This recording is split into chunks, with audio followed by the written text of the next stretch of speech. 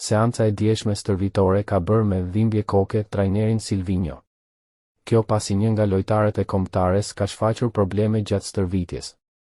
Bëhet fjalë për Ardian Ismailin, i cili po projektoi titullar në krah të Gjimshitit në qendrën e mbrojtjes. Por pas disa minutash stërvitje futbollisti është shtrirë në fushë pasi ka ndjerë dhimbje. Më pas mësohet se ka braktisur fushën duke dalë anash saj për t'u konsultuar me mjekun e skuadrës, ku është vendosur që lojtari të vazhdojë stërvitje të lehtë në palestër. Mbrojtësi ka ndjerë dhimbje muskulare dhe duket se ende nuk është gati 100% për të zbritur në fushën e lojës. Siç dihet, Ismaili ka munguar në disa ndeshje të Empolit për shkak të dëmtimit, ku ka bërë terapi intensive për t'u rikuperuar.